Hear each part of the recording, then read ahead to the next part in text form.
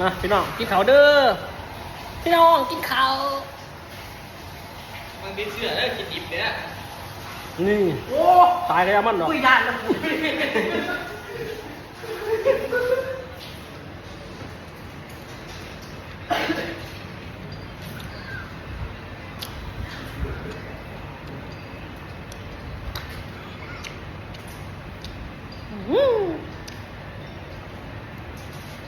ผมลำเลย